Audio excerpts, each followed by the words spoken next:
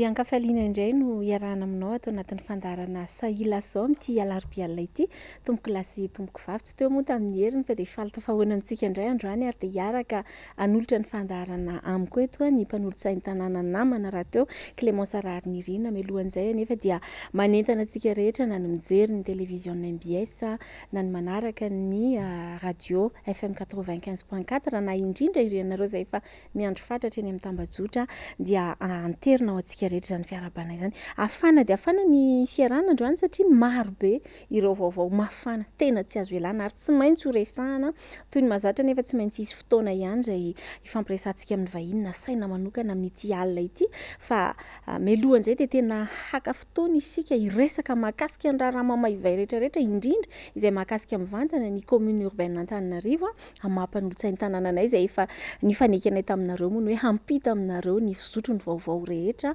ao anatin'izany fitantanana ny tanàn'Antananarivo izany. Izay no lava izay ny fofa dia miaraba manokana ny Clémence Rariny-Irina tafaraka indray ato anatin'ity fandarana ity.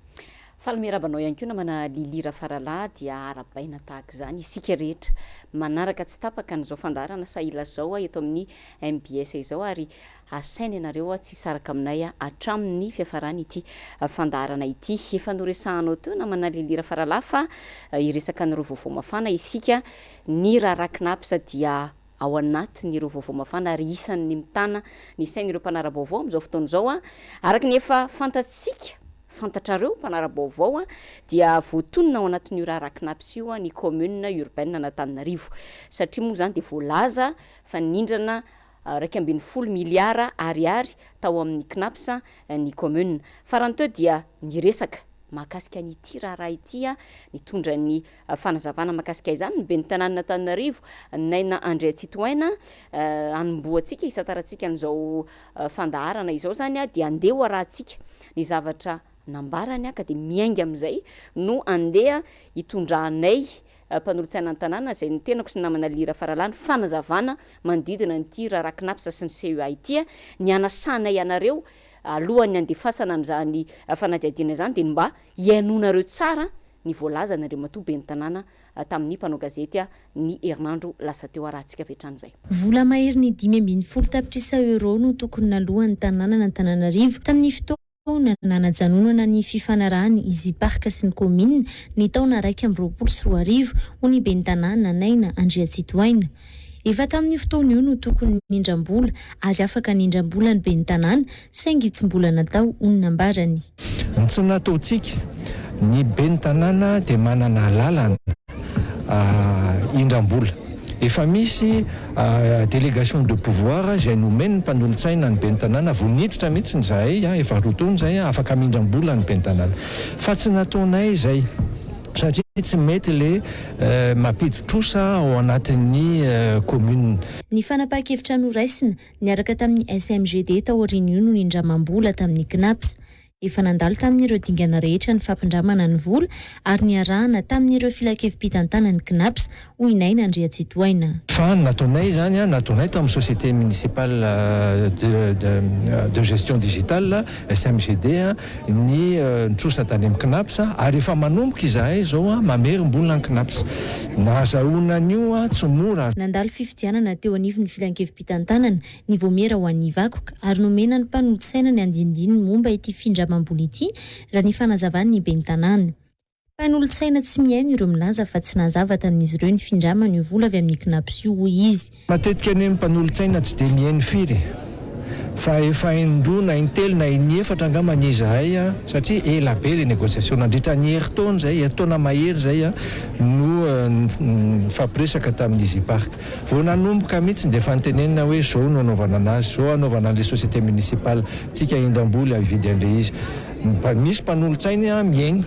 misy moa zany tsy maheno dia zay teneniny ihany zay tiany teneniny. Vola 1.10 miliara no nampindramin'ny CNAPS ny SMGD sy ny commune. Efa taona no namerenana azy raha ny fanazavan'ny ben'ny tanàna ary efa mandoha izany tsikelikely ny commune. Tao amin'ny Real TV moa no nangalantsika Real News marimarina kokoa nangalantsika niny fanadiadiana iny a. Mizara roa mazava tsara ny fanazavana Clémence Rarnirina sy isika ny atokantrano any. Voalohany zany a dia nilaza ny ben'ny tanàna nainandretsy toaina fa hoe nomeny mpanolotsaina délégation de pouvoir izy a ahafahany mindram-bola. Zay ny zavatra nazavainy teo. Aoka hazava aloha fa ny fanomezam-pahefana zay nomenay mpanolotsaina azy a ny volana janoary 2024 nandritra ny fivorianay voalohany tsaroko tsara mihitsy a dia resaka fitrosana entina amatsiana ireo fampiasam-bola na investissement voasoratra ao anaty teti-bola fa tsy hoe afaka mindram-bola izy rehefa te hindram-bola amin'ny fotoana rehetra tia hindramana vola. Zay zany tsara hotsim-piana sy ho fantatry ny mponina Antananarivo tsy hakanavaka. Dia rehefa jerentsika ny teti-bolan'ny commune urbaine nanomboka tamin'ny 2024 ka hatramin'ny 2024 dia tsy misy mihitsy sora-bola eo amin'ilay ligne mikasika ny emprunt ao anatin'ny rubrique recette. Tsy misy idiran'ny délégation de pouvoir na ny fanomezam-pahefana mpanolotsaina mihitsy zany ity resaka ity. Ka eo no ilazako hoe lojika izahay raha miteny fa tsy nandalo teo anivon'ny filan-kevitra munisipaly ny fitrosana vola mitentina 1.20 miliara ariary teo anivon'ny knapsa izay nataon'ny ben'ny tanàna Clémence Rarnirina. Nilaza moa zany ny ben'ny tanàna namana lilira faralafa dia hoe nampahafantariny atsika nampahafantarina ny mpanolotsaina ozy izy a ny dingana ny amin'ny fividianan'ny commune urbaine Antananarivo zany a ny Easy Park satria dia amafisina amintsika moa zany fa dia rachat zay foana le terme nampiasaina ary zay resaka rachat zay a no noresahana taminay mpanolotsaina nandritra ny fivoriana tsy ara-potoana farany teo. Zany tamin'io fivoriana io zany no hany mba nahenonay an'izany vaovao zany. Ary amafisinay zany fa hoe CUA mihitsy no nresahana teto hoe ny CUA dia ividy ny Easy Park. Ka eto moa zany dia alolo valiana ny zavatra ny tenin'Andriamatoa ben'ny tanàna miteny mantsy teo namana lilira faralahy hoe mpanolotsaina tsy mieno. Matoa aloha voatery nivoaka tamin'ny fahanginany na voatery tsy maintsy nitondra ny fanazavana Andriamatoa ben'ny tanàna mikasika le resaka fitrosana dia mazava be fa nieno isika. Ary marina ny zavatra nambarantsika ny amin'ny hoe tena nilaza izy fa nitrosa tokoa teo anivon'ny KNAPS. Ka raha miteny izy hoe tsy mieno isika mpanolotsaina so dia mba le izahay tsy nomena solika no lazaina fa tsy mieno fa reo mena solika mety mieno be fa hatreto aloha zany dia asevo mivoaka raha zay lazainao fa tena mieno mba hitondra ny heviny ihany koa fa vonona koa izahay hitondra ny fanazavana makasika an'izay fa ny tiana ho tenenina ao anatin'izany dia hoe tsy nisy mihitsy ny firesahana makasika an'izany resaka fitrosana izany. Dia raha miteny ary izy satria izay le ambarany tao anatin'ny fanadiadiana iny hoe nampahafantariny anay mpanolotsaina hono ny dingana tamin'ny fividianana sy ny fitrosana ary nampahafantarina foana satria hozy izy hoe intelo inefatra andeha ny négociation sy ny sisa dia aoka ary izy amoaka ny PV avoay ho fatabahoaka mangarahara satria fomba fitenin'ny mpitantana ny tanàna fomba fitenin'ny eo anivon'ny fitondram-panjakana ity resaka mangarahara ity dia avy avoay ary ho fantatry ny olona fantatry ny vahoaka Antananarivo mangarahara nikasika an'izany hoe io tokoa fa tamin'izao daty ny fivoriana tamin'izao taona dia nisy an'izay fampahafantarana an'izay tamin'ny mpanolotsaina nanomboka tany amin'ny volana janoary izahay araka ny teniny teo no mivory ka hatramin'ny farany teo volana inona ny farany teo volana février 2024 dia aoka avoaka n'izany zavatra rehetrarehetra zany raha toa ka misy an'izay fividianana ny Easy Park izay. Misy PV mazava milaza fa miera tamin'ny mpanolotsaina ny hoe indrana vola 1.20 miliara ariary anaovana rachat Easy Park fa resaka moa tany am-piandohana Clémence Rarnirina hoe zavatra roa le resahany eto ka ny fizarana voalohany inona zavaintsika senao iny fa ny fizarana faharoa dia miteny ihany koa ny ben'ny tanàna hoe tamin'ny resaka société municipale de gestion digitale na ny SMGD ozy izy no nanaovanay ny fitrosana. Zay zany le resaka eto nanaovany ny fitrosana dia jero tsara le taratasy nivoaka tao amin'ny KNAPS hoe SMGD CUA. Eto aloha zany ny maire dia efa miaiky hoe nisy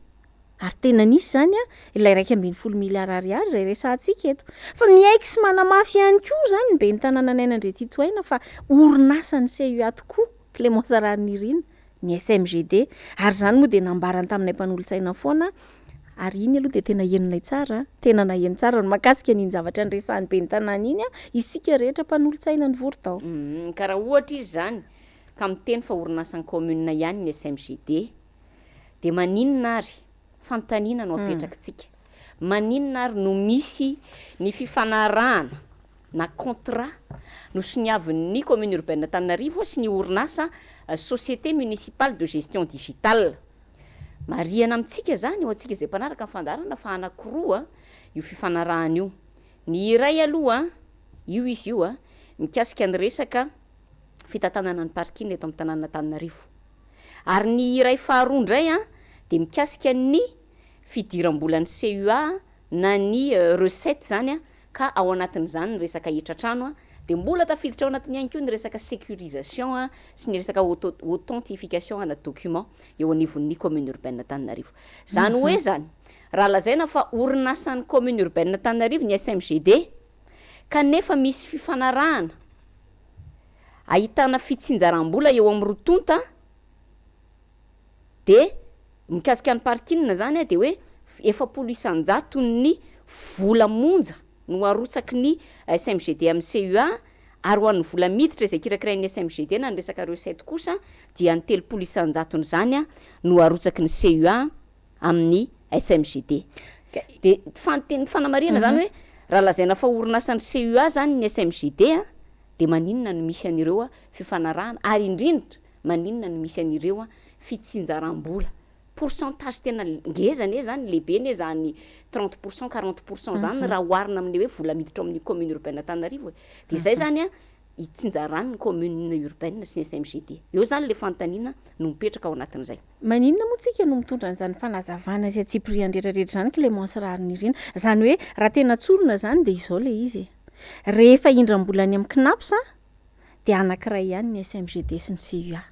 Orinasa ny CUA ny SMGD ary de hiaraka amerina an'le vola amin'ny alalan'ny volam-bahoaka. Fa rehefa mizotra tsara kosa ny fampidiram-bola eo anivon'ny CUA de lazaina indray hoe entité roa samihafa ny SMGD sy ny CUA satria nifanao convention hitantsika sy ndraisantsika mazava tsara teo arak'ireny fifanarahana izay nisoniavina mba ahafahana manao ny fitsinjaram-bola eo anivon'ny rotonta ireny. Io zany tena mamperitreritra hoe rehefa fotoana manahoana no lazaina fa ray le izy de rehefa fotoana manahoana no roa le izy. Rehefa izy tombontsoa zany hiditra de ifampizarana le vola ary 700 monja raha parking ndraisantsika teo no miditra aty amin'ny CUA. Fa rehefa raikitra ny famerenana 2.7 miliara ariary de ao ka ho fantatrareo fa anankiray ihany ny SMGD sy ny CUA satria orinasa ny CUA le SMGD. Zay mihitsy le izy. Mamperitreritra? Mamperitreritra mihitsy ary zay indrindra no antony tokony hitondrantsika ary hanaovantsika an'izao fanazavana amin'ny mpanaraka ny fandaharana zao satria na tiana na tsy tiana de rehefa mijery an'izany zavatra rehetrarehetra zany de resy lahatra ny tena hoe misy ambadika ao ambadika zany rehetrarehetra zany. Ary manamafy zany ny zavatra mitranga de ny hoe maninona ary no afenina mafy aminay mpanolo-tsaina ny pitsopitso ny mahakasika an'ity SMGD ity. Maninona aloha voalohany indrindra aloha fanontaniana mipetraka lazaina fa orinasan'ny commune mantsy ny SMGD maninona ary ny tsy nangalana fankatoavana tao amin'ny mpanolo-tsaina ny tanàna ny fametrahana ny SMGD. Eo zany le fanontaniana mipetraka satria mantsy zany raha ohatra ka hoe tsy orinasan'ny commune io zany de raha ny tokony ho izy raha hoe nesorina tamin'izy parka le izy ka nomena orinasa hafa de tsy maintsy nisy ny atao hoe appel d'offre na hoe appel à manifestation d'intérêt zay natao hoe izy ara ny tena mahafeno an'le fepetra hitatana an'ireto parking reto. Fa de lazaina zany fa hoe orinasan'ny commune io SMGD io. Ka raha orinasan'ny commune io de tokony nampandalovina tao am-panolo-tsaina nangalana ny fankatoavan'ny mpanolo-tsaina hoe zao ry mpanolo-tsaina hofoanantsika ny izy parka moa zany ataoko anaty farankisoana ny hofoanina izy parka de hosolotsika orinasa hafa izay tsika ihany no hitantana anazy. Zay zany raha ny tokony ho izy de tokony nandalo fankatoavana teo anivon'ny conseil municipal zany zavatra zany. Maninona tsy nampahafantarina anay nefa hoe karazana orinasa manao ahoana ty resaka SMGD ity, inona sy manao ahoana izy io, ohatrinona ny vola ampiodinana azy, izy avy ny actionnaire ao anatin'izany. Farany teo zao namana le hira farala tsaronao tsara teo no mipetraka nametraka fanontaniana isika le lazaina fa tsy mieno nametraka fanontaniana hoe iza no actionnaire ao anatin'io SMGD. Ka namaly mibe ny tanàna hoe sady mierikerika moa zany izy mamaly amin'io io araky ny lalàna zany dia telo mo inona moa zany tokony isalasalana ao anatin'izay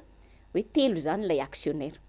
Ka raha telo ny actionnaire de hoe tale eo anivon'ny commune urbaine Antananarivo ny anankiray amin'ireo actionnaire ny SMGD reo. Ahoana moa zany? io tale io zany efa mandray andraikitra amin'ny mahatale azy eo anivony commune urbaine Antananarivo. Fa io tale io ihany koa de mbola actionnaire eo anivon'ny société municipale de gestion digitale izay ifampizaran'ny commune ny vola miditra avy amin'ny volam-bahoaka. Eo zany de vao mampametra-panontaniana koa zany zavatra mitranga izany a farany teo zao raha nanontany satria moa zany a zahay ao anatin'ny voamiran'ny fitaterana dia misahana parking moa zany hoe ao anatin'ny commission anay ty resaka parking ty de nanontany mazava ny DGNSMGD hoe iza ary le tale manana io tale io mba ampahafantaranay izy io tale ao anatin'ny SMGD io a ny valiteny azonay de hoe antanio monsieur le maire. Raha ohatra ka orinasa apara mihitsy io SMGD io a inona moa mbola idiran'ny monsieur le maire am'le resaka SMGD ka izahay no tenenina hoe antanio monsieur le maire, inona no afenina ao anatin'izany zavatra zany a ka mahatonga an'izay hoe antanio Andriamatoben'ny tanàna. Raha manontany ihany koa tsika mpanolo-tsaina namana Lilira Farala hoe izavy aloha le CA mandrafitra n'ilay izavy le mpanolo-tsaina mandrafitra lay conseil d'administration a iza ihany koa ny ao anatin'le CA de arirarira foana antanio amin'ny PCM ary io tsy ho an'ny SMGD rery satria aleoko ho fantatry ny vahoaka n'Antananarivo fa orinasa maromaro no mitsangana eo anivon'ny commune urbaine Antananarivo amin'izao fotoan'izao a misy ny SMGD a misy ny SMEV misy ny SMA. De rehefa manontany zany hoe iza daholo ary le mpanolo-tsaina mandrafitra ny conseil d'administration eo anivony ireo orinasa lazaina fa orinasa ny commune ndreo dia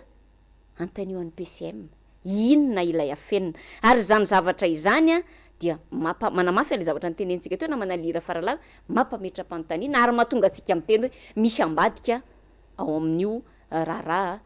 SMGD io a sy ity SMGD CUA miaraka mindram-bola eny anivon'ny knap zay ity.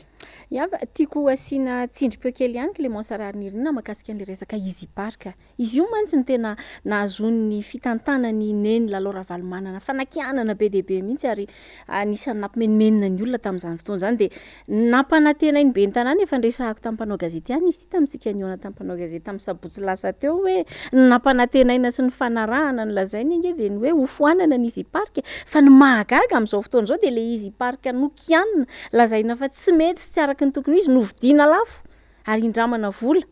miopapana any amin'ny knaps. De eo zany mipetraka amin'ny fantaniana hoe maninona ke raha miaiko raha nentina zany le Easy Park tokony hoe natsaraina ny fomba fanao tao anatin'le izy ny fitakiana vola ve misy ahitsy satria misy tsy mety sy ny sisa fa le izy lazainao hofoanana nefa ny atreto de vola be no atotonao hoentina hividianana an'izany ao anatin'ny fitantananao. Eo zany mampanontany tena eny fa mpitantana manahoana loatra ny eo anivon'ny fitantanana ny tanàna Antananarivo raha izany ny zavatra mitranga ary eo indrindra hoe raha toa zany ny tapahana ny fanarana tamin'ny orinasa io de tokony naverina madiodio amin'ny CUA zany ny fitantanana parking. Zay ne zany ny lôzika indrindra fa tsy hoe mbola omena orinasa hafa indray inona moa zany SMGD nge égal Easy Park zany rehefa ataony kajy ary ny tena aloha zara de lasa Easy Park empire mialatsiny amin'le teny frantsay raha izay no azo ilazana azy izay lazaina hoe orinasan'ny commune urbaine Antananarivo kanefa de mariako ary tsindriko foana hoe misy convention sy ny avina natao zany hoe za zany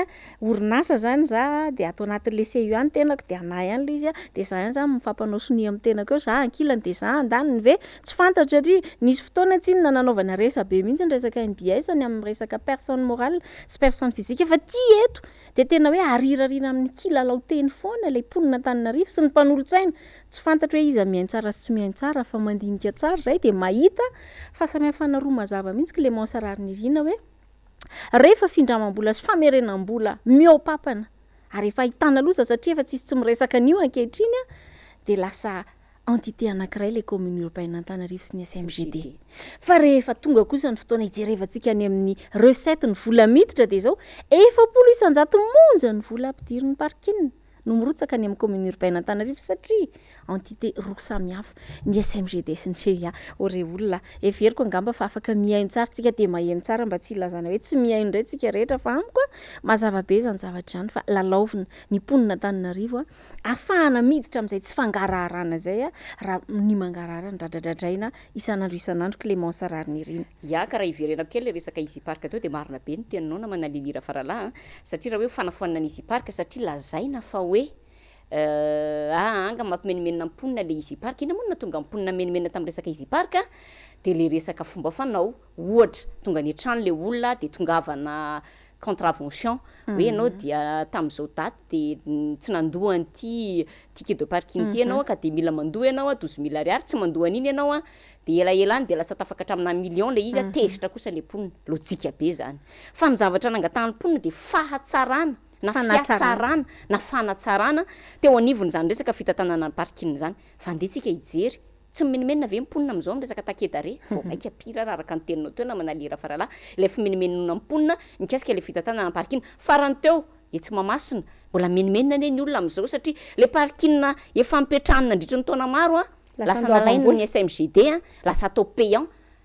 gratuit ny nampiasany an'izany hatramin'izay a lasa andoavany ohatrina moa le niteneniny zareo tamin'iny hoe mila mandoa 5,000 ariary isan'andro am'le fafana misitraka an'le parking tsika zany zavatra miratsy zany zavatra marina be ny teninao teo raha ohatra raha zany ka hoe tsy nety le izy parka ohatra maverina tamin'ny commune ny fitantanana parking tsy voatery ny commune nandeha nitrosana ka any amin'ny CNAPS andeha amerina vola be 11 000 ariary 11 000 ariary le izy 55 milliards de nefa ny efa taona ozy izy eto aloha de ampahafantarina tsara fa zay tsy nafantatra an'izany efa taona zany tsy nitenenina an'izany zay sy voavoaka ny PV efa taona hono ny famerenana de ataovy ny katsy fa efa mahatratra 1,200 millions mahery raha tsy misy zanabola 220 millions mahery raha tsy misy zanabola nefa ny tsy maintsy isy zanabola zany raha hoaverina aiza ny ahitan'ny commune zany kanefa karaha mampiasa aza menimenina mampiasa hoe tara foana tara lava ny karaha mampiasa eo anivon'ny commune urbaine Antananarivo ary ny be ny tanana koa ny resaka tamitsika namana lilira farala zay hoa tena maheno zahay tsy manambola ozy ny commune tamin'ny fotoana ny resahan'ny mpanao gazety an'ity resaka lalana ty tamin'izany mbola tsy namboarina ny lalana hoe fa ahoana de niteny mihitsy be ny tanàna hoe tsy manambola ny commune de maninona mbola miditra trosa any amin'ny CNAPS averina vola be ao anatin'ny efa taona ahoana ny momba ny karaha mampiasa ahoana ty hoe mbola hiditra hatramin'ny efa taona fa nga izy mba eritreritra fa mbola ho eo izy aloha efa niteny fa mbola erotsaka izy fa izy ve ho lany là c'est la question de eo mihitsy zany le fantaniana mipetraka hoe zay zany no zavatra misy am'izao fotoana zao ka isintomana iny saitsika mponina Antananarivo mahakasika an'izay tranga izay tadidiko ny resaka ihany ianao teo hoe fitantanana tamin'izany nisy resaka tamin'izany nisy ny resaka homavety tadidiko mihitsy ny homavety tamin'izany nanana fifanarahana tamin'ny commune fa tena tsaroko ty ary miala tsiny fa tena hotononoko ny anaranao raha matompan'olotsaina satria eno tany amin'ny télé rehetrarehetra zany niaraka tamin'ny dossier mpan'olotsaina anankiroa izy no nitety télé tamin'izany fotoana raha matoa Lalatiana Ravololo manana mihitsy niaraka tamin'ny syndicat ny mpiasan'ny commune no niady no hoe ataovy direction eo anivon'ny commune urbaine Antananarivo io homavety io fa tsy mety zany hoe samy atao anatin'ny commune ve no anao fifanarahana 90-10 tamin'izay ny fifanarahana ankehitriny nefany maninona no misy an'izao fifanarahana rabola anankiroa amin'ny SMGD zao misy fitsinjaram-bola izay volam-bahoaka ihany araka ny teninao teo na manalilira farala tamin'izany moa io mpanolotsaina io de araka ny teneniko teo tena navita ny tele fa ankehitriny misy namana zay ihany namoaka ny sary ny ary nanontany hoe fanakaizy ty olona ty maninona tsy miteny manoloana an'izao kanefany lehibe any commission bonne gouvernance eo anivon'ny commune urbaine Antananarivo zany olona zany mila resahany zany rehetrarehetra zany hoe aiza ny andraikitsika mpanolotsaina satria tsika no ary fanina apetraky ny vahoaka Antananarivo hijery an'izay hoe fitantanana mangarahara sy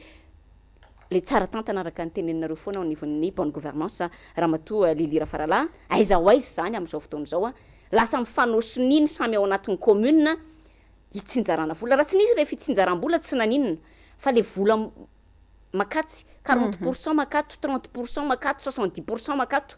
de aveo nefa rehefa indram-bola any amin'ny CNAPS SMGD CU any misoratra eo zay zany le zavatra manahirana ao anatin'ny ty raharaha ty zany rehetra zany moa zany tsara ho fantaritsika momba n'ity resaka raharaha CNAPS sy ny commune urbaine Antananarivo ty ary dia mampananteny zay fa de hoentina antsika eto foana ny fivoarana zany raharaha rehetrarehetra zany fa ity raharaha CNAPS ity moa de mahakasika sehatra maro satria akoatra ny fitrosana dia voaresaka ao anatiny ihany koa ny fanaovana asa soa ny fividianana tany zay efa nampidirana ponjavonjo maika ny tale généraly de misy ihany koa lay olona 10 hafa moa zany zay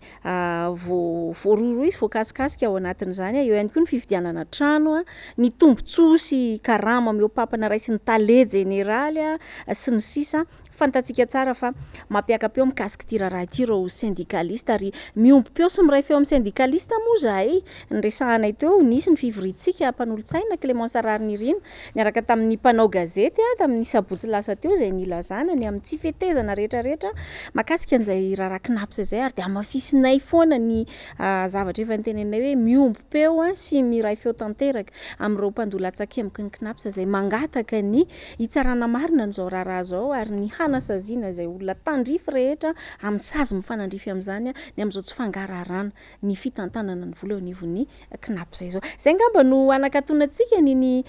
tapany voalohany mahakasika ny knapsa sy ny commune urbaine Antananarivo iny Clémence Ararinirina ka nefa naizana zany ary namana lira farala araka antenentsika teo de hoe raharaha mafana le resaka knapsa ka mba tsy isin'le hoe ary amin'ny farany ary indraytsika vao andeha resaka aza miaraka amin'ny vahiny de andeha zay no isatarantsika amin'ny fanontaniana voalohany apetrakantsika amin'ny vahintsika amin'ny ty alina ity satria araka nefa antenena amina lira farala teo dia andray vahiny isika Andriamatoa Rado Patrick Rado izay jeune ty avy amin'ny fianaratsoa zany no vahintsika amin'ny ty alina ity miarabanao tompoko dia apetrako aminao avy hatrany no fanontaniana hoe ahoana ny hevitrao momba an'ity raharaha knapsa ity. Voalohany de miarahaba ny Clémence, miarahaba ny koa ny namana Lilia Varla, de miarahaba ny vahoaka malagasy izay manaraka n'izao fandarina izao amin'ny tambazotra sy amin'ny fahitalavitra. Ny teninareo ny resaka knapsa izay tena mabe resaka amin'izao fotoana izao ary mahalasa sainany maro ihany koa ty resaka knapsa ty satria volam-bahoaka no tantanana, volam-bahoaka no voaresaka eto sy voatohitohina de tsy maintsy mandray anjara amin'izay zany ny vahoaka madinika. Ny knapsa ty de araka ny teneniko telo hoe volam-bahoaka ty. Ny knapsa ve mpampindram-bola. Tsy mpampindram-bola ny knapsa fa volam-bahoaka no tehirizina ao amin'ny knapsa ka amin'ny fomba ahoana no ahafahan'ny knapsa mampindram-bola. Ary amin'ny fomba ahoana ihany koa ny ahafahan'ny commune Antananarivo mindram-bola ao amin'ny knapsa. Zay aloha ny azoko ambara hatreto. Ary miresaka an'izay ianao dia raha maheno an'izany mantsy zao ny commune hafa hoe afaka mindram-bola ao amin'ny knapsa de mety be dia be 750 mahery ny isan'ny commune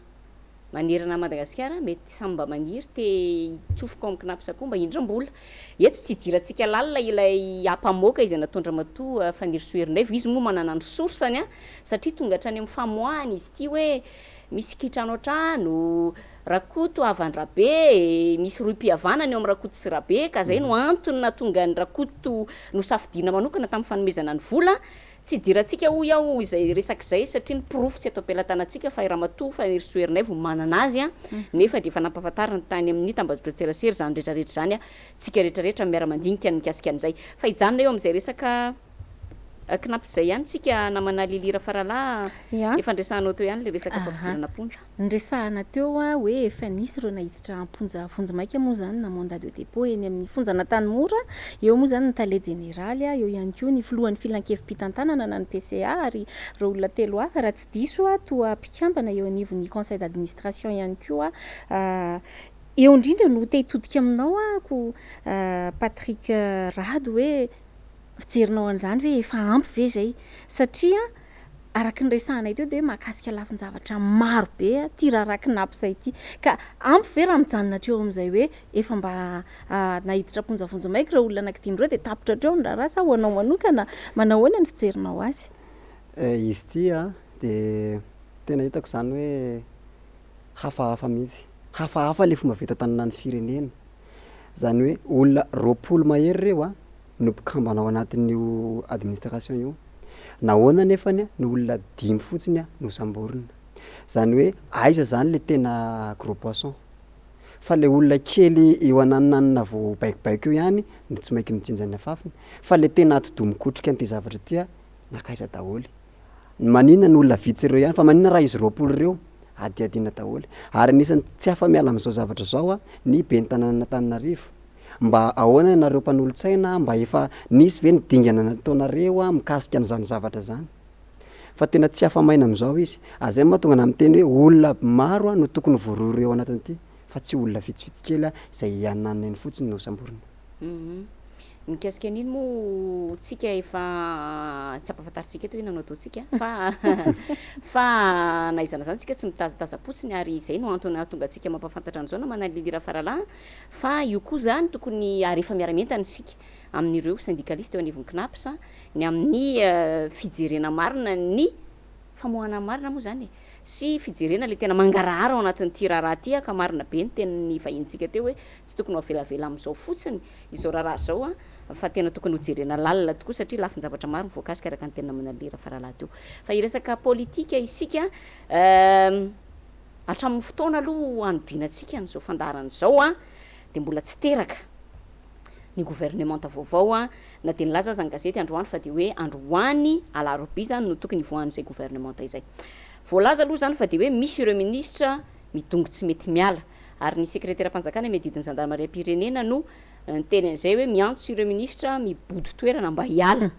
ahoana ny fahitanao an'izay Patrick Rado hoe ty resaka mibody toerana ty voalohany indrindra aloha zany de faharoa hoe tena many olan'ny malagasy tokoa ve zay hitatsika fa maro be am'izao ity fanoloana ny gouvernementa ity sy zay gouvernementa ho atsangan'ny filoham-pirenena manaraka eo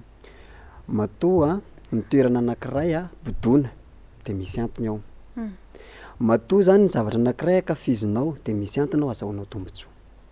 ka matoa zany le ministra anankiray io na roa mibody toerana tsy mety miala de misy zavatra atahorany potra ao satria azahoany tombontsoa meo-pampana eo amin'ny toerana io de miezaka izy zany ny hitazomana an'io toerana io foana ary rehefa ohatra izy ka tsy ho voatazona amin'io toerana io de manao menasy izy na izy zany mety hiteny hoe avoakany ny dossier tsy afaka analana azy ny filoha satria misy ny zavatra hikambananareo sy ran'ireo miasa de tsy afaka manao ninona mihitsy izy ka zay mahatonga nam'teny hoe mibody toerana izy satria mahazo tombontsoa izy le tombontsoa azony amin'io tsy amin'ny vahoaka malagasy fa anazy samyrery zay no mahatonga anazy mibody toerana io mety amaolana ve de nanontany koa i Clémence teo hoe ahoana ty fanendrena gouvernementa ty amiko aloha zany na ovana 100 efa impirina anao fa moa tsika zay fa ataoko de ozy tao somena zay hoe laky le somoperako ny teo ihany ny teo tsy misy fetraikany akory aty amin'ny fiainana vahoaka malagasy le fanendrena le gouvernementa ka na iza zany na iza ho tonga eo de ny teo ihany ny teo ny olony ihany no apetrany eo nefa reo olona reo efa tsy mahavaha olana tsy manana olana nefa fitondram-panjakana hatram'izao matoa izy manao an'io fanendrena io misatra ohatrin'io de tena tsy mahavaha olana izy ary tsy manana olona ho apetraka amin'ny toerana io izy ka noho zany tsy maintsy ireo ihany ngambany mety efa madibadikeo na tsy hoe olom-baovao ohatrany ahoana fa raha ny hoe fandrosoana ny rasana aloha de tsisy tsony satria herintaona ane sisy herintaona sisy hitondrana zao fitondrana zao amiko tsy mahavaha olana tsisy zavatra ho vavahatsony eto herintaona ho ianao sisa 3 taona teo zay aloha ny lasa de zao ny zavatra tsikaritra Andriamatoa Rato Patrick hoe misy koa reo karazana ministra vitsivitsy izay atsoin'ny kizy any amin'ny tambajotra hoe les intouchables lay ministra tsy azo kasihana tsy azo kitikitihana mihitsy na ianona resa be scandale resa scandale zay miravavy te tena efa laony mihitsy hoe mbola misy zavatra ho resahana indray mbola misy indray ny ho resahana tsy mety tapitra mihitsy fa mahagaga fa misy zay tsy voakasika mihitsy anatin'izany ohatra ny ministry ny serasera haitsika tsara ny tantara rehetra anatin'izany koa ohatra farany teo de mbola nisy ireo ministra zay nalaza ratsy ary na inona resaka be za te antany ianao Andriamatoa Rato Patrick hoe ahoana ny hevitrao raha sanatria raha to ka mbola ho tafaverina ao anatin'ity gouvernementa zay andrasana mafy ity indray ireo ministra izay atao hoe tsy azo kitikitihana sy tsy voakasikasika ireo ko arak'izay teneninao zay moa zany lili hoe tsy azo kitikitihana tsy ho azo kasikasihana reo ministra ireo reo zany le ao anatin'le tena mahazo tombontsoa reo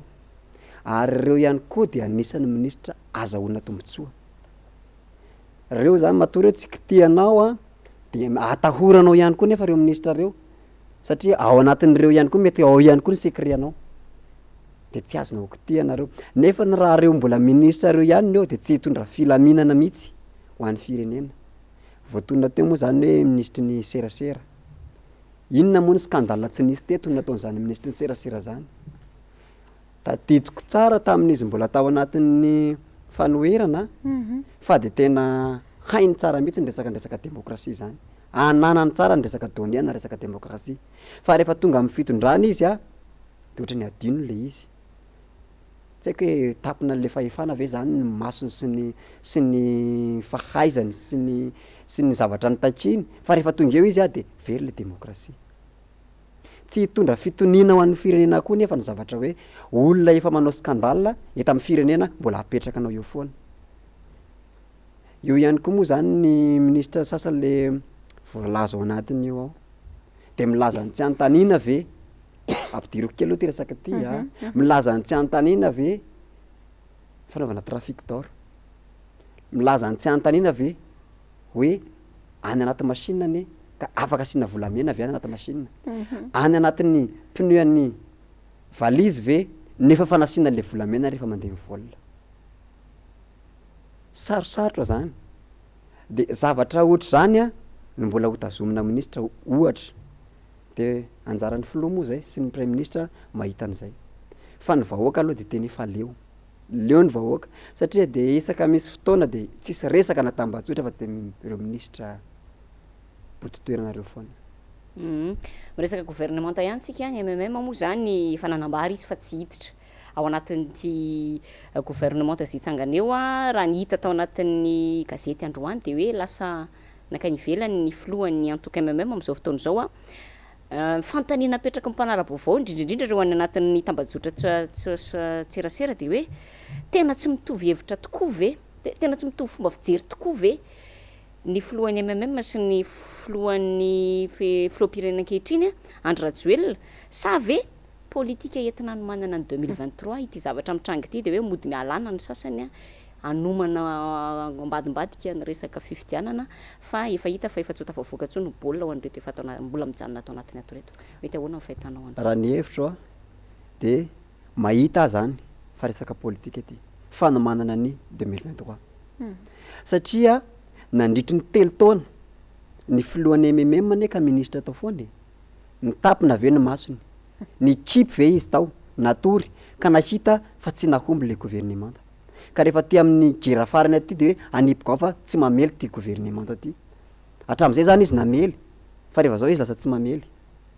Zay no mahatonga na miteny hoe resaka politika fanomanana fotsiny io, fa raha ohatra izy ka nahita an'io fa tsy namely tany am-piandohana izy de efa nametra-pialany hoe tsy mety amiko ny miara-miasa aminareo fa tsy araka ny zavatra takiny vahoaka ny zavatra nanaovanareo, fa hatramin'izay izy de tao ihany izy nanasoaso nanatsaratsara ny fitondrana sy ny ohatr'izany aty amin'ny farany aty izy milaza fa tsy mety le izy, ka ny mpanara-baovao zany de mahita fa hoe fanomanana ny 2023 io mba ahafahany manao zavatra indray, zay le izy. Mampieritreritra moa mandinika an'ireny zavatra rehetra ireny fa de nanaitra ny olona aloha ny fanambarana de nataony teo anivon'ny MMM iny a ny amin'ny fanapahan-keviny fa de ho hitantsika eo ny toy ny tantara fa andao hivadika resaka hafa mihitsy tsika Rady Patrika raha sitraka ao misy an'ity ady eo amin'ny firenena ukrainiana sy ny rusiana aty am'izao fotoana zao de be de be zany ny firenena am'izao de efa manada daholo zay mety ho vokatra zany any amin'izy ireo tsirairay avy. Ny fanjakana manokana de nisafidy hoe tsy endany raha ny fifidianana natao teo anivon'ny firenena mikambana zany farany teo anefa de asa raha tsikaritra ao iny fa gaga ihany a moa nijery an'le izy hoe de misy an'ireto andian'olona reto zay miteny hoe Madagascar soutient la Russie ny zavatra somary tsikaritra tamin'izy ity fotsiny de ohatran'ny miafina ao ambadiky le banderole le olona hoe tsy te ho hita ve ny taresa manahoana tao te aneo hevitra nefa fa ny tena mampieritreritra eo anatin'le izy Andriamatoa Rady Patrika sy Clémence Ranirina de hoe reo andian'olona reo zany milanja sora-baventy milaza hoe manohana ny Russie Madagascar fa tsy nisy nanakana zany hetsika izany, tsy nisy nanakana matoa hitantsika teny amin'ny tambajotra teny rehetrarehetra teny a, ahoana ny andikanao an'izany, ahoana ny andikanao an'izany hoe tsisy manakana le olona maneho hevitra ary etsy andaniny zay hoe so kosa laka mba akon'iny hetsika iny ve no mety nahatonga ny vondrona européenne nilaza tamin'ny farany teo hoe l'État malgache est inefficace et inefficient asa petraka aminao ny fanontaniana. Nazary de manontany tena ary enoko fa maro ihany koa manontany tena ohatra hoe aiza marina ny position ny firenena malagasy, aiza marina misy atsika ary nagaga de nisy reny etsika natao reny nataon'ireny olombitsy reny zany taizany mpitondra tamin'ireny fotoana reny tsy nisy mpitondra ve teto tanàna tsisy mpitandro ny filaminana ve teto ka afaka nandrava n'iny etsika iny sa etsika fanenina natao ihany reny sarosarotra mako ho an'ny fitondrana amin'izao fotoana zao nisy reny ny tamin'ny fampielezan-kevitra sy ny fotoanan'ny fifidianana reny nanohana ny frantsay nanohana tsara n'izao fitondrana zao ary anisany napetraka n'ity fitondrana ty ny frantsay toy ihany koa ny resaka fitaovam-piadiana tao ambadika ny rosiana sarotra ho an'ity fitondrana ty zany ny aneho hevitra hoe hoaiza ny tena position misy any Madagasikara kanefa nisy an'ireny zavatra nitranga reny de tsy hita le fitondrana malagasy hoe nanohana tsy hita mihitsy hoe mba nandrava de ny fanontaniana mipetraka ty aminay izy koa sy apetraka amin'ny mpitondra hoe ao ambadika ireny ve ianareo matoa tsy hita tableau mihitsiny mikasika an'ireny hetsika reny tsy manan-kevitra ny fitondra amin'izao fotoana de tsy gaga tsika raha zany no misy tsy gaga raha ataon'ny olona oatra zany tsika hoe inefficace inefficient tsy mahagaga zany raha ohatra ka zany no misy fa le fitondrana mihitsy zany tsy mba afaka mandray andraikitra tsy afaka mandray atanana mivantana ny zava-misy eto amin'ny firenena fa rehefa ny mpanohatra manao zavatra kely de rapida izy na olona roapolo ary de andatsana lacrymogène fa rehefa ho zavatra ohatra ireny no mitranga de tsy hita mihitsy izy ary tsy maneho hevitra mikasika n'iny zavatra iny hatramin'izao ka ny fanontaniana apetraka de hoe ianareo ve no ao ambadika ny reny zavatra reny raha tsy anareo de amarino fa tsy anareo tokony ao ambadika mba ho hitan'ny olona rehetra na izanazy zany te metraka fanontaniana aminao ihany aho hoe raha nisy an'ireny fanambarana nataon'ny vondrona europeana reny hoe atao hoe le inefficace zany ohatrany hoe tsy mahomby ny fitondrana malagasy de efa midika ve zay efa ahitana taratra zany fa tsy anohana an'ireo tsony zany ny eo niveau vondrona europeana zany ialan'ny vondrona europeana zany zareo zay le iziko ny olona nizanizy efa mahita daholo am'izao fa tsy mahomby ty fitondrana ty tsy ny eto toerana tsy ny any ivelany ny mpamatsy vola zao de efa manomboka miatakataka indrindra raha reo mpiasa amin'ny projet tena mahita mihitsy hoe miataka amin'ny mpamatsy vola satria tsisy ny mangarara ny fitatanandrara eto amin'ny firenena de miala ny olona ka ny olona tsy adala mihitsy ka ny volany ao atotatotano aminao fotsiny eo fa matoa izy manotatota amin'ny volany aminao de ilainy ianao anana ny tombontsoa ianao zay zay le izy ia fananamarika an'ty ty misy fanamariana kely ty ry izy menadalo mba tiako resana nisy zavatra tsaroko tampoka tam'le resaka teo hoe tsy miady fa nikobay akelika ihany de hoe tsy manohana fa manohana kolaka ihany ka eo amin'iny mihitsy tiako anaovana kely hoe mampimiana ihany le izy hoe rehefa niala ve le mema de anatevina ny RMDM ve izy anao mpanohatra ve sa ohatrany ahoatra ia fa isana namarika an'ty herinandro ty koa ny fiparitahan'ny tracta izay tany anatin'ny tambajotra tserasera moa zany tena nahitana azy io tracte io de mirakitra fanavakavahana ireo merina monina sy mipetraka any Toliara any iza andriamatoa Rado Patrika mety ho ao ambadiky reny raha ny hevitra ao inona ny afatra tiana ampitaina ambadiky reny fanaparitahana tracta ireny ianao manokana ve ahoana ny fahitanao ny hevitra ao momba nyreny ataontsika hoe fanaparitahana tracta entina ampizarazarana ny vahoaka malagasy reny ianao raha teo avy any amin'ny faritany Fianarantsoa ahoana mba fahitanao sy ny hevitra ao momba an'izay sarotra amiko aloha namana Clémence ny teny hoe ianona ny ao ambadika na ianona ny ao ambadika fa ny zavatra mahagaga fotsiny zany ho an'ny mpanaraba avao de hoe maninona no ato anatin'ny raha mamaivay eto amin'ny firenena zao no mipotra le izy maninona miresaka politika mavaivay ohatr' zao no mipotra le izy hoe tsy mila kitikitihana ny ohatr'zao sy ny ohatr'zao sy ohatr'zao ato anatin'ny fanendrenan'ny membre ny gouvernement ao anatin'ny fanolonan'ireo ministra teo aloha no mipotra le izy de mampametra-panontaniana le izy hoe fa maninona de mipetraka ny fanontaniana hoe fa maninona ahoana ny hevitra momba n'le tracta manoloana nyray le finiavan'ny sasany te ampizarazara amin'ny malagasy amin'ny alalana zavatra ohatran'ireny izay ny tsika moa zany tsika gasy daholo ny eto amin'ity Madagasikara ty fa indraindray misy olona ratsiratsy fomba fijery sy ratsiratsy fiheverana de lasa mitarika zavatra ratsy zany zavatra zany ary sandatry amin'ny vava ho tonga hatrany amin'ireny nitranga niseho tany Rwanda reny ahoana ny fahitanao an'le le finiavana mihitsy amoaka zavatra ohatran'ireny entina mpizarazarana sanatry avy mivava tena hoe ifamonoany malagasy mihitsy. Araka zay le araka le niteneniko teo, manomboka mafana ny raharaha eto amin'ny firenena, manomboka mafana ny ady eto amin'ny firenena, de rehefa mafana ohatran'io ny ady de fanao ny fitondrana mihitsy no mandrongotra ny zavatra ohatr'izany. Tsy voatery ny fitondrana malagasy fa na ny any ivelany ihany ary zany, de rehefa mafanafana am'izay ny combat eo amin'ny firenena ray de arongatra am'izay zany le guerre etnie. Tena ratsy ho an'ny firenena iray mihitsy zany adi-poko zany. Tena zany ataoko hoe raha misy ny zavatra ratsy eo amin'ny firenena anankiray de ny ady ao anatin'ny firenena. Ary manameloka tanteraka an'izany izahay, indrindra moa zany ny eo amin'ny faritanin'ny Fianarantsoa zany, de manameloka ny resaka adi-poko. Tsika anie samy malagasy nareo zao mety hoe fotsifotsy, za mety hoe maintimainty. Ny tany niaviana Madagasikara. Matoa tsika natambatra an'Andriamanitra anankiray eto amin'ity nosy Madagasikara ty de olona anankiray tsika. Tokony zany tsy asiana mihitsy ny fanavakavahana, ka tsy tokony resaka politika mihitsy no entina handrangitana ny adi-poko. Fa na aiza tany ale ny tena moa zany amin'ny hoe mpianatra sy ny ohatr'izany de mandeha amin'ny toerana maro mitetitety, efa betsaka ny tany nandalovana, fa tokony tsy mba ho hita taratra amintsika ny resaka adi-poko zany, fa tena mahamenatra zany, mahamenatra olona zany, ary anisan'ny ahatarafana ny firenena anankiray fa marefo isika rehefa ohatra ka hoe tafiditra am'izay adi-poko zay. Mampieritreritra fotsiny mihaino anareo mianadahy io de lasa be ny saiko hoe ilay tsy fantatro hoe le mauvais sujet dans un mauvais contexte ve tsy fantatra satria miresaka tsika teo hoe adi-poko no toa arangaranga mampiely an'ireny zavatra ireny de any Tuiliara ny resaka no mandeha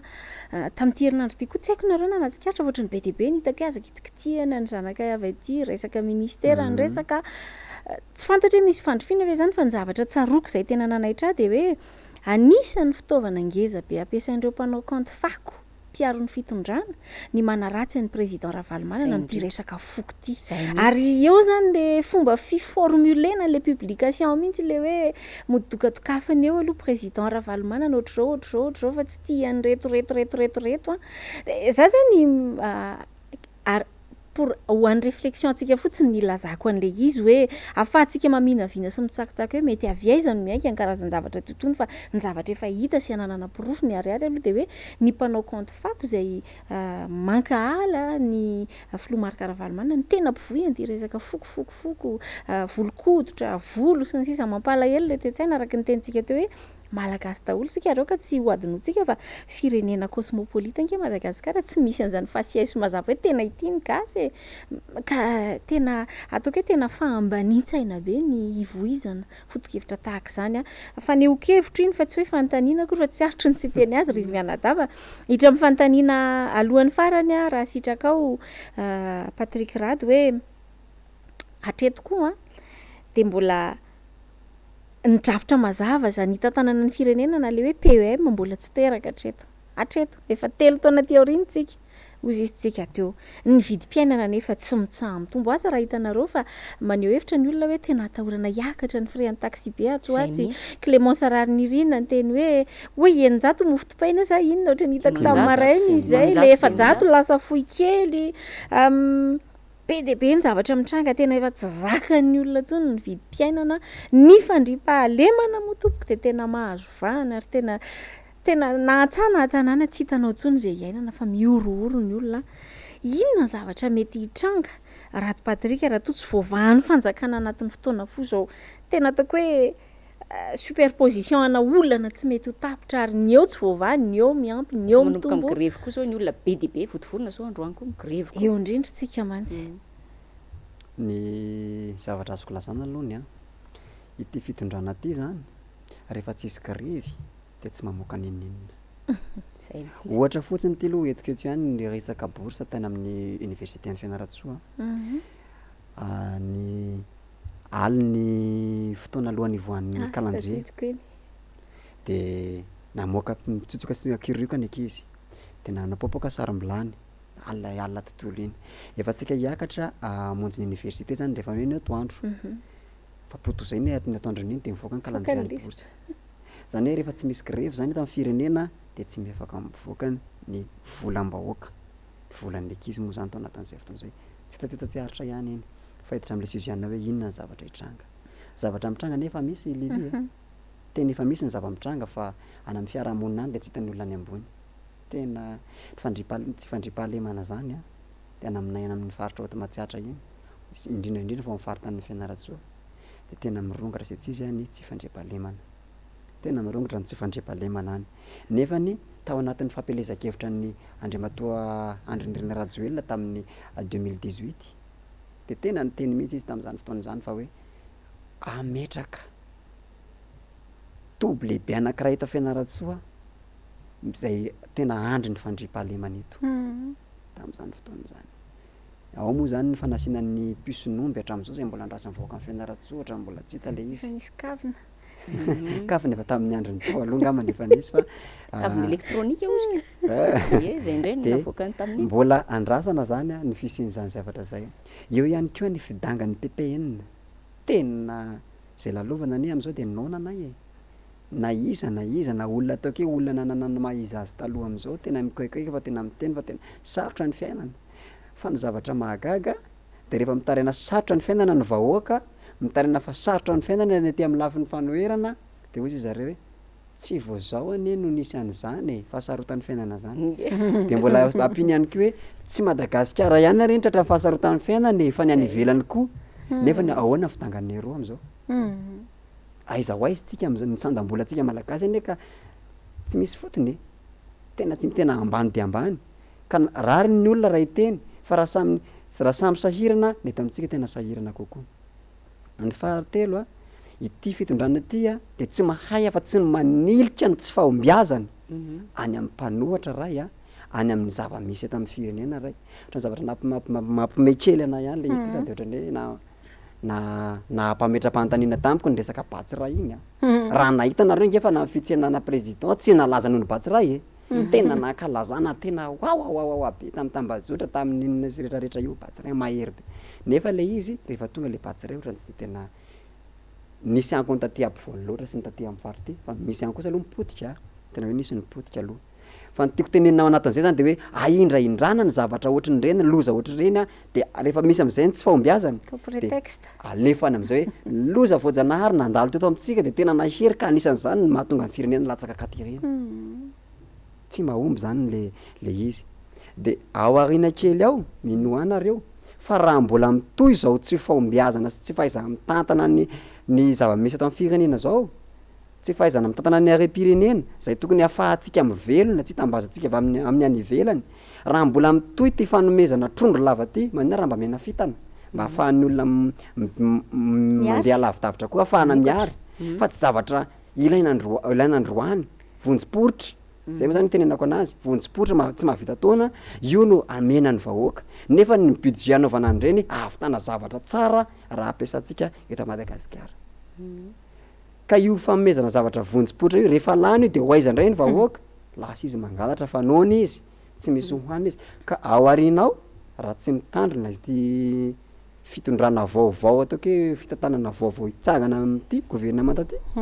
de atahorana nisy ny rotaka eto matahotra sy manay aho nisy rotaka eto tsika aloha tsy ao anatin'izany satria tsika zany tsy ao anatin'izay hoe rotaka zay mihitsy satria ny olona tiako Madagasikara de tsy mpamboly-korotana zay zany tiako apetraka foana zay tsika tsy mpamboly-korotana fa mety le vahoaka mihitsy fa ny vahoaka mihitsy ny leo de hitrotra ny olona misy mpanao politika zay miteny hoe manga masaka io de rotsaka ho azy io ka ny olona mety tsy ahandry an'le filatsahan-tsony tsika zany a mety hoe ahandry ihany fa ny vahoaka mihitsy tsy ahandry an'le manga ilatsaka teo fa de hotrohan'ny olona ka ho sahirana maka am'izay ka mety hoe ny tim mandray no ao ambadika an'io grefy io ohatran'ny tsy arotro kely fotsiny Clémence alohan'ny ametrahanao fanontaniana hoe tafaresaka tamina mpianatra eny anivon'ny université tamin'ny herinandro teo avy any amin'iny faritra Ambatondrazaka iny de tena variana miresaka an'le fintana sy trondro mantsy ianao de lasa saina zao ny teneniny tena tsaroko izy tamin'ny fitondran'ny président Marc Ravalomanana fa tena midina tamin'ny hélicoptère tany amin'ny tanànanay izy nanala kiraro dia nirotsaka teny an-tanimbary ka nanoro hoe tahaka izao no tokony ho fanetsanareo.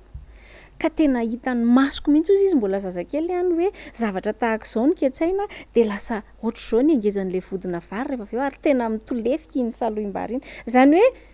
izay hoe ilay teneniko hoe ny atao hoe mpitondra dia tena hoe mitady an'ilay mitsinjo sahady ilay zavatra haharitra fa tsy araka ilay vonjim-pototra ny resantsika teo. Ny tantara izy tamin'izany hoe mba eritrereto izy hoe na fianakaviana tsy manan-karembe azy dia afaka nividy kibota tamin'izany. Kibota tamin'izany fotoana izany tadio fa asa tokony ataonao anatin'ny ray volana izy vitanao herinandro kanefa dia novidiana tamin'ny vidiny 10 hetsy sy 4 tapitrisa ny kibota tamin'izany nanana daholo ny ray tanàna à la portée de tout le monde. Sauf ianao izy nividy an'izany dia tena manontany dia eo tokoa ka tsika tsy manana paikady hividianana an'izany fa ny mamaika antsika dia manafatra vary aloha dia sarosaromana eo indray tsika izany ilay manositra pomady fery fa tsy manapotsitra an'ilay nana ao anatiny. Tsy tsika zafady fitondram-panjakana tiako lazay. Ie dia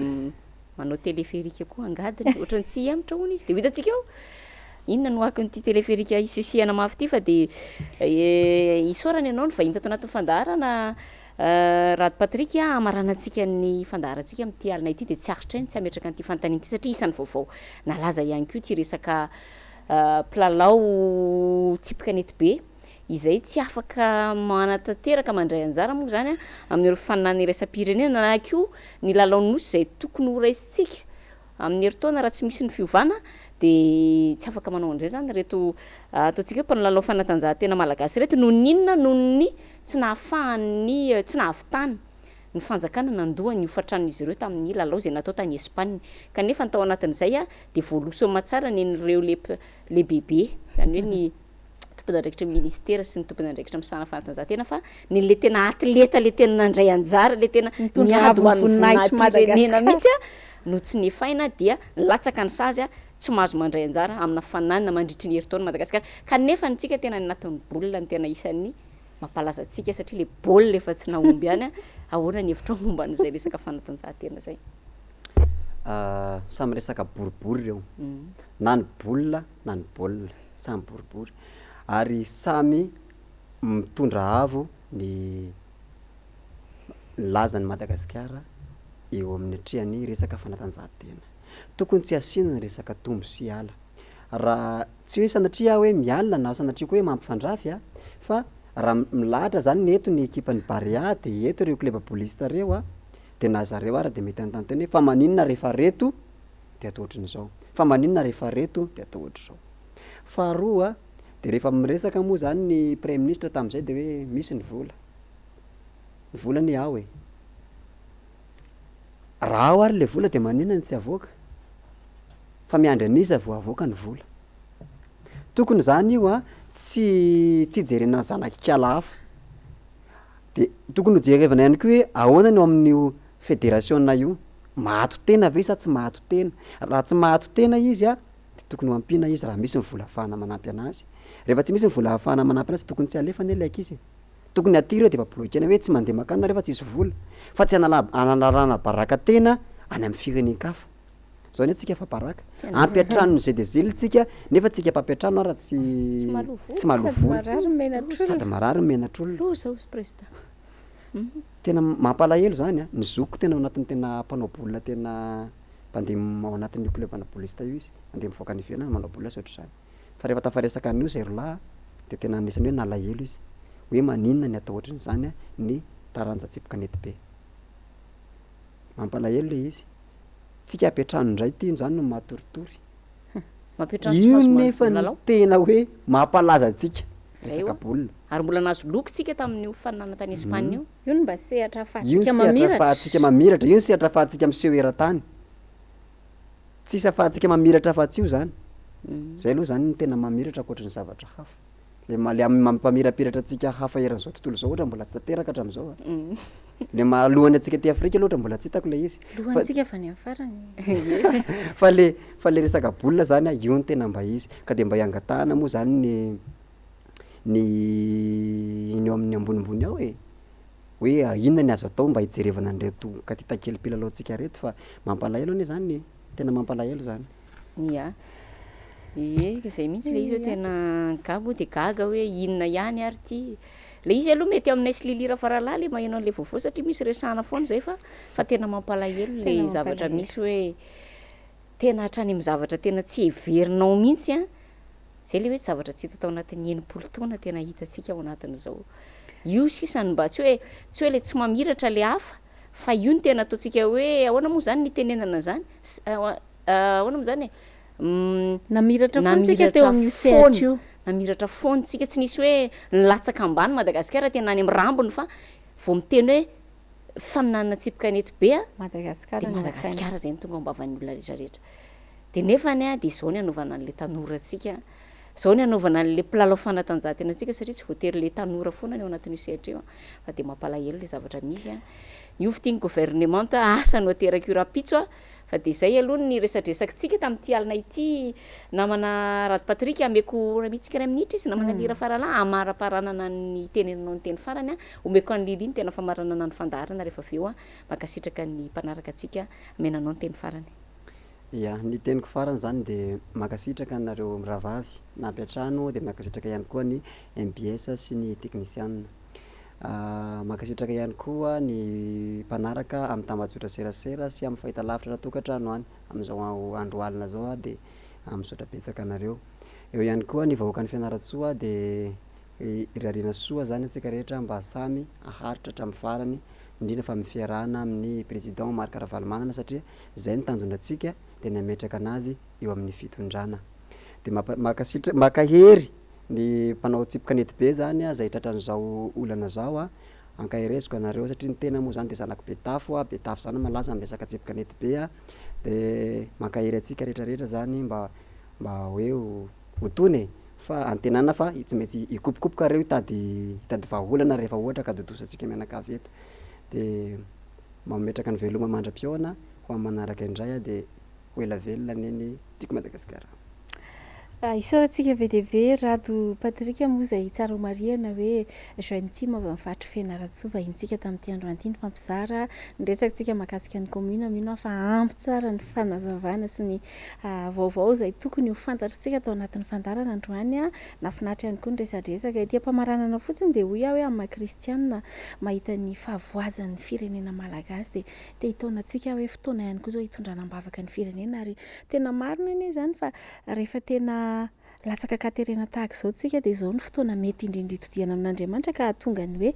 efa mipoitra ho azy ny zavatra rehetrarehetra hoe tsisy takona izay tsy ho hita ary tsisy miafina izay tsisy eo dia mipoitra ho azy eny daholo na ny zavatra fenipenina any ambadika any dia manentana antsika iompo-po ao anatin'izany a. Hatreo ihany koa ny fiarahanay taminao tamin'ity alina ity ankasitrahana feno ianao nanaraka ny fandarana hatramin'ny farany a. Amin'ny herin'ny an'ito izao indray tsika mihaona ato anaty fandarana Saila zao. Veloma toko.